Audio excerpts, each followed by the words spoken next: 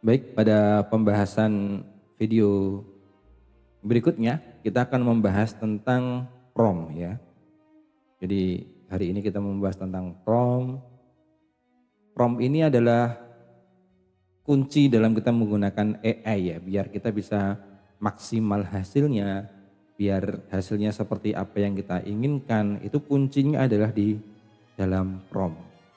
Jadi prompt itu apa sih gitu ya?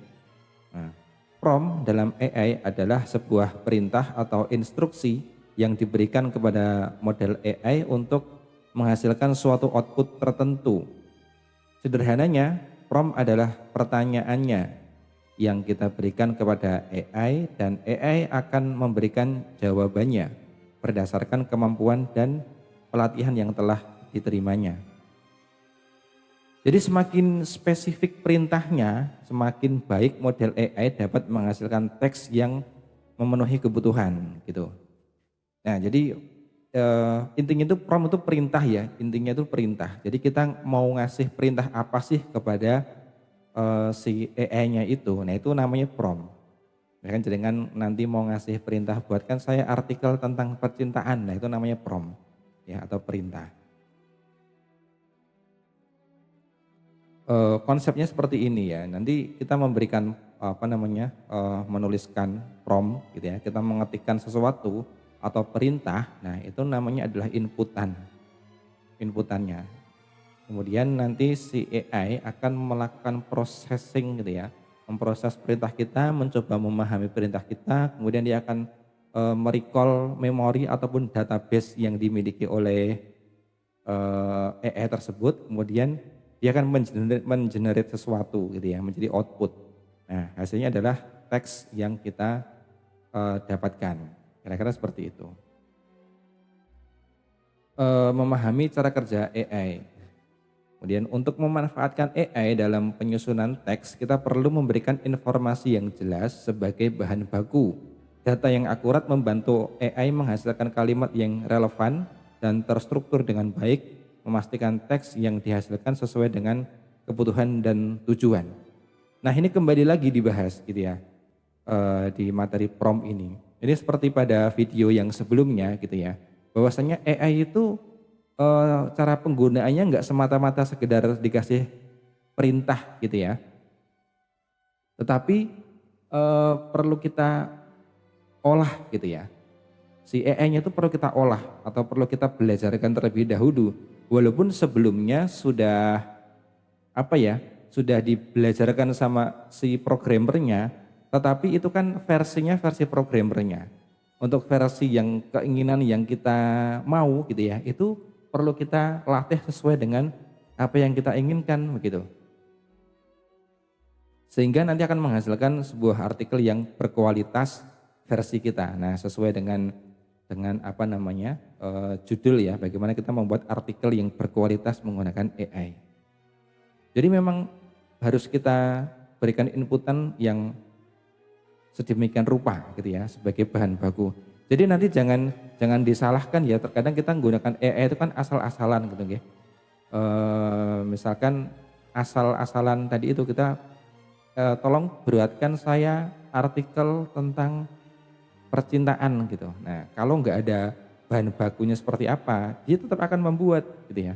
Tetap akan mengenerate seperti yang kita perintahkan, tetapi saya yakin hasilnya tidak sesuai dengan apa yang kita inginkan karena kita nggak ngasih ini keywordnya di sini kan kita harus ngasih bahan baku dan memberikan informasi yang jelas gitu. Nah, kalau itu tidak kita berikan, hasilnya saya yakin tidak akan sesuai dengan yang kita inginkan. Ini ya, misalkan saya ketikkan aja ya, saya ingin membacakan apa informasi yang kamu butuhkan. Gitu. Saya ingin membuat cerpen informasi apa yang kamu butuhkan.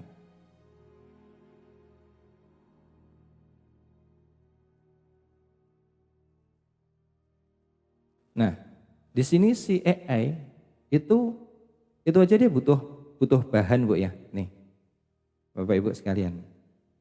Begitu saya tanya, kamu butuh apa aja sih? Saya tuh mau bikin cerpen gitu. Kira-kira informasinya apa aja. Nah dia tuh ngasih tuh. Untuk membantu Anda membuat cerpen, saya membutuhkan beberapa informasi dasar berikut. Pertama, tema atau ide cerita. Apakah ada tema khusus yang ingin diangkat, misalkan tentang percintaan, persahabatan, keluarga, petualangan, atau fiksi ilmiah, dan lain-lainnya gitu. Kemudian yang kedua, tokoh atau karakter. Apakah Anda sudah memiliki gambaran tentang tokoh utama dan karakter pendukungnya? Bagaimana sifat, latar belakang, atau motivasi mereka? Gitu. Kemudian yang ketiga, latar tempat dan waktu di mana dan kapan cerita ini akan berlangsung, apakah di dunia nyata ataukah itu dunia fiksi gitu. Kemudian konflik atau masalah utamanya apa gitu ya, tujuan ceritanya bagaimana, gaya penulisannya mau seperti apa. Mungkin nanti bisa ada tambahan juga, misalkan apa namanya, eh, cerpen ini mau ditujukan kepada siapa gitu ya, pembacanya siapa, apakah anak-anak ataukah para remaja atau para ibu rumah tangga dan seterusnya. Nah ini tidak semata-mata kita hanya minta tolong buatkan saya cerpen gitu ya, enggak, si AI aja gitu ya, dia tuh ngasih penegasan tuh ya. Saya butuh beberapa informasi dasar gitu ya, ini informasi dasar, artinya walaupun dia sudah ngasih ada 6 tuh, ini baru dasar banget, artinya memang belum begitu spesifik, dia masih minta banyak hal gitu ya, sesuai dengan apa yang kita inginkan gitu.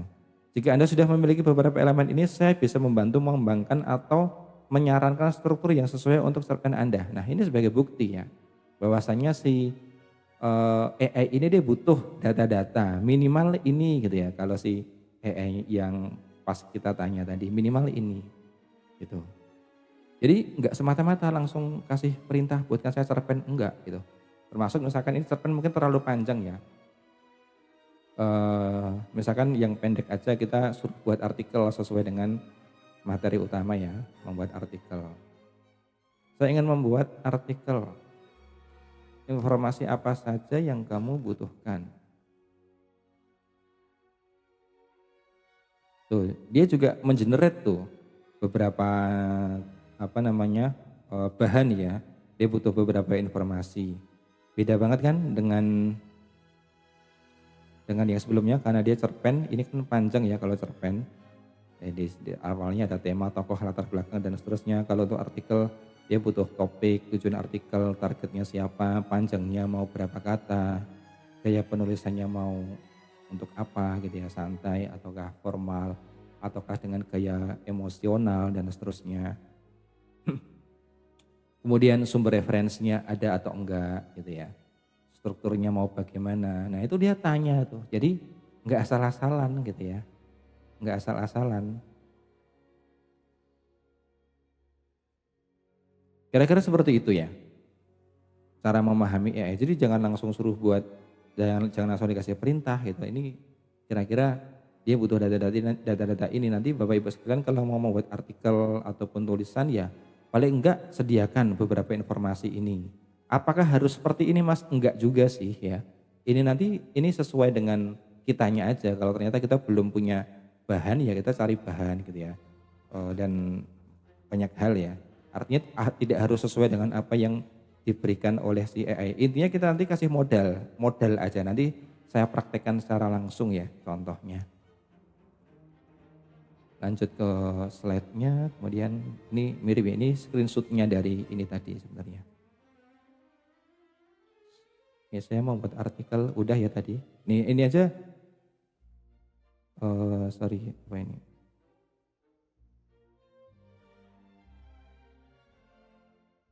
Nah ini aja beda kan. Ini ada 8 ya sumber referensi, ada call to action. Padahal prompt-nya sama. Saya mau buat artikel informasi apa yang kamu butuhkan, sama kan? Tetapi ini hanya ada 7, di sini ada 8. Ini aja kayaknya ada beberapa yang beda kayaknya.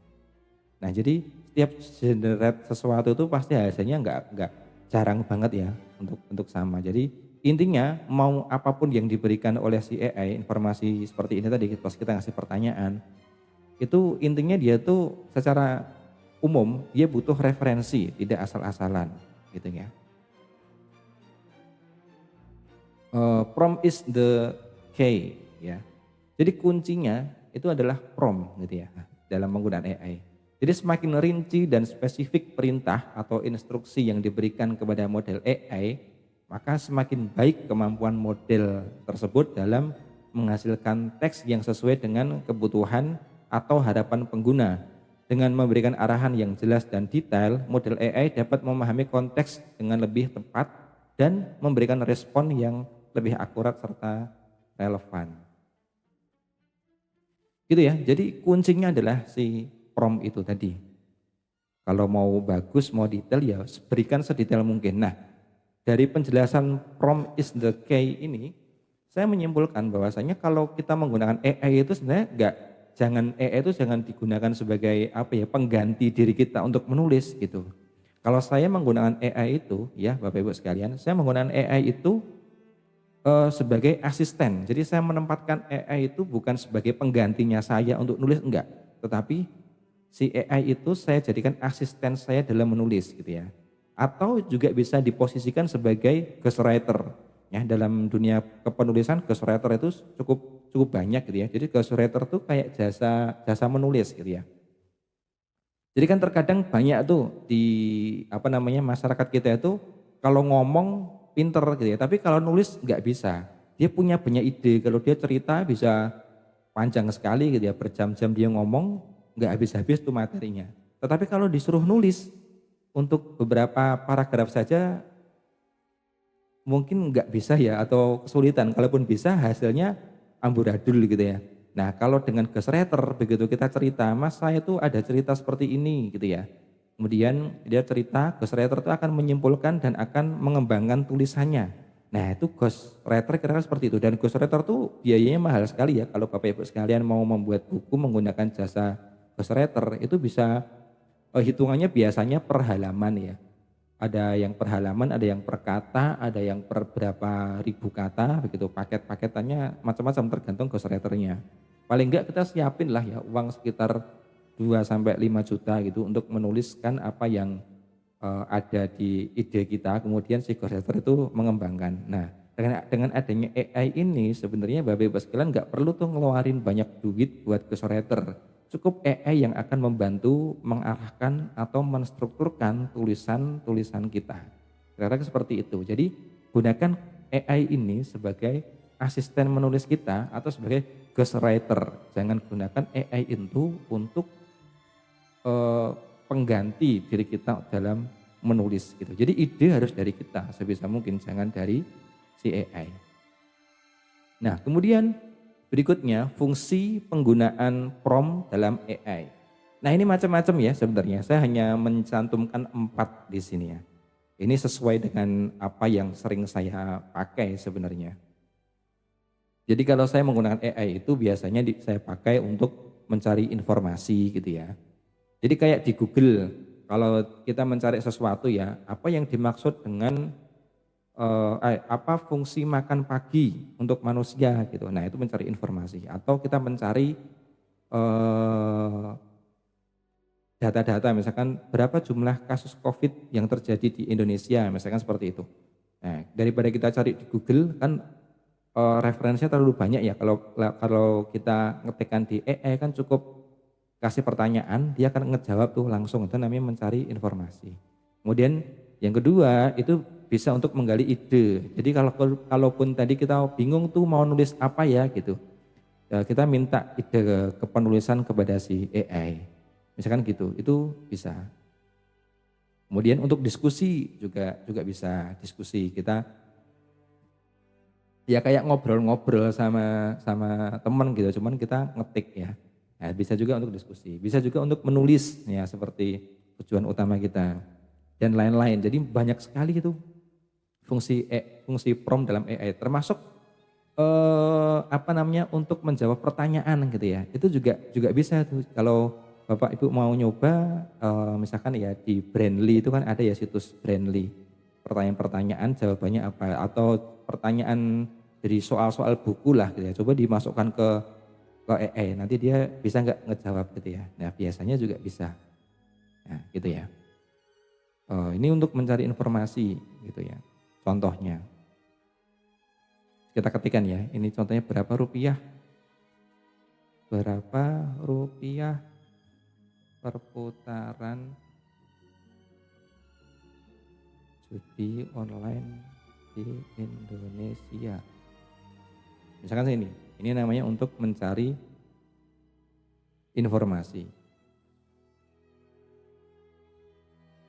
Nah, dia ngasih tuh data-data. Nah, berapa perputaran judi online di Indonesia? Tuh dia ngasih data. Apakah data ini valid? Ya kalau seperti materi sebelumnya, kalau kita menanyakan data kepada si ChatGPT kayak ya kita harus memvalidasi terlebih dahulu.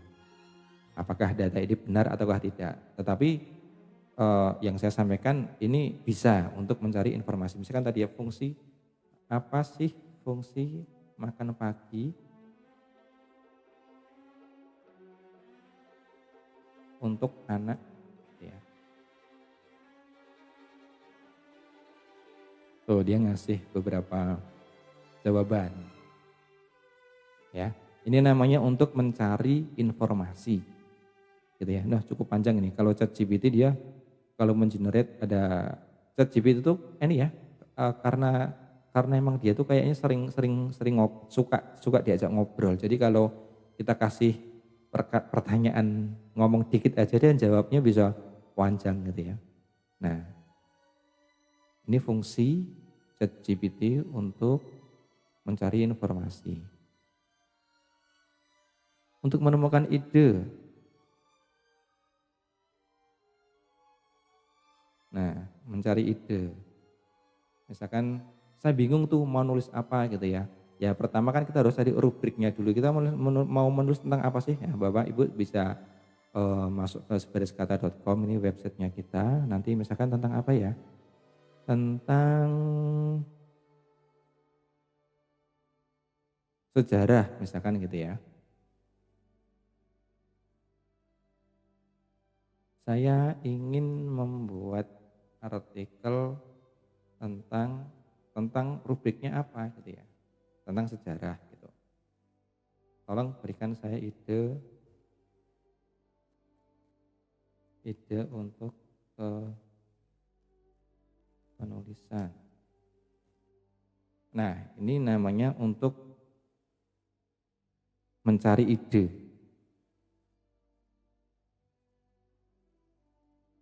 Nah, dia ngasih cukup banyak ya, beberapa. Kalau kita nggak cocok, minta lagi aja gitu. Itu bisa.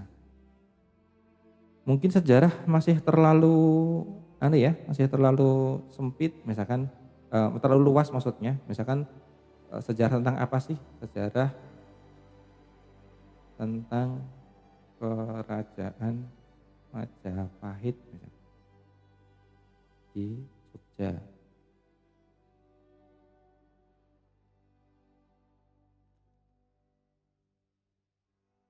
Ini misalkan untuk mencari ide. Nah, jadi kalau Bapak Ibu sekalian jadi membernya Sebaris Kata di sini ya, udah gabung jadi member tapi bingung mau nulis apa gitu. Nanti bisa tuh dengan ChatGPT ini untuk menggali informasi gitu ya.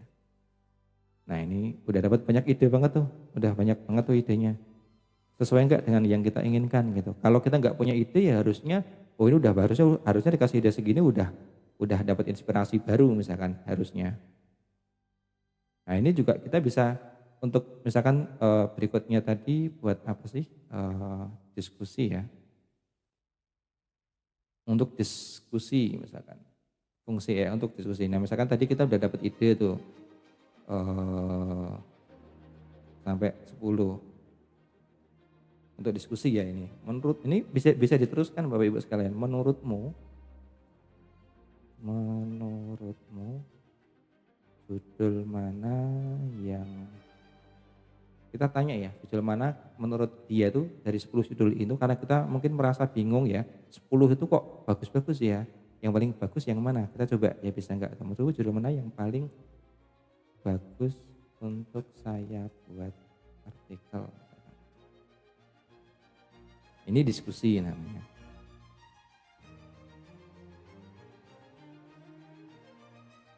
Tuh dia udah ngasih ide kan, kita udah diskusi. buat buat apa namanya, buat ide, kemudian dari ide turunkan menjadi diskusi.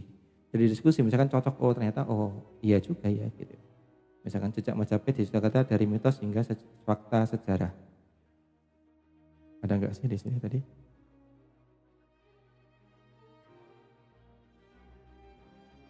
Oh yang nomor 3 ya, dia dia ngambil yang nomor nomor 3. Mungkin karena ngambil dari mitos-mitosnya itu ya, mungkin karena biasanya kalau sejarah kerajaan itu dikaitkan dengan mitos, mungkin itu yang membuat menarik barangkali ya. Nah kemudian dia ngasih tuh, menarik karena menjadi pembahasan tentang sesuatu yang misterius dan bersejarah, mengundang rasa ingin tahu gitu ya. Kemudian mengkombinasikan elemen mitos dan fakta dan seterusnya. Cocok untuk audiens yang suka sejarah dan budaya lokal. Nah ini namanya kita menggunakan dia untuk diskusi. Kira-kira pembaca yang suka ini siapa ya gitu. Kita tanya lagi itu untuk diskusi. Kira-kira pembaca yang cocok untuk judul tersebut siapa ya? Apakah anak muda, remaja, ibu-ibu, atau yang lainnya?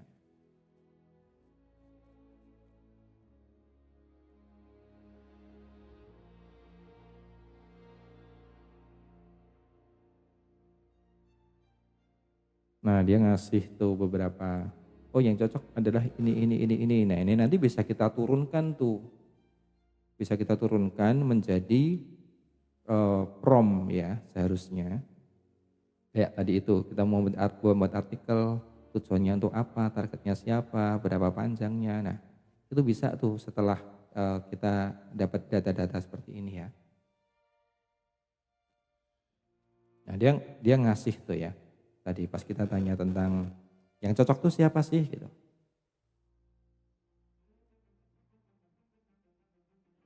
Nah ini dia ngasih ide, bisa buat anak muda dan mahasiswa, atau pecinta sejarah dan budaya, untuk pendidik dan pengajar, wisatawan dan seterusnya. Nah artinya ini nanti kalau kita mau nembak ya artikelnya untuk anak muda dan mahasiswa, harusnya ya bahasanya disesuaikan dengan anak-anak muda, misalkan dengan pencinta sejarah dan budaya, berarti harus menunjukkan banyak-banyak data-data, misalkan seperti itu. Termasuk untuk pendidik dan pengajar, sehingga harus ada data-data yang akurat gitu ya. Kemudian untuk wisatawan lokal mungkin nanti bisa ditunjukkan beberapa lokasi peninggalannya itu ditemukan di mana aja. Nanti kita cari dulu beberapa referensi yang referensi konten gitu ya, biar kita dapat data-data yang tepat sesuai dengan target tulisan yang ingin kita generate gitu ya. Nah ini namanya menggunakan ChatGPT atau AI untuk berdiskusi dan mencari ide. Ini sama ya, cuman ini saya contohnya beda kemarin. Nah, masuk ke berikutnya, persiapan untuk menulis artikel. Nah, tentang prompt sepertinya seperti itu dulu aja ya. Yang ini masuk ke materi tentang persiapan menulis artikel, kita masukkan ke video yang berikutnya biar tidak terlalu panjang. Itu yang bisa saya sampaikan untuk sesi kali ini. Terima kasih. Assalamualaikum warahmatullahi wabarakatuh.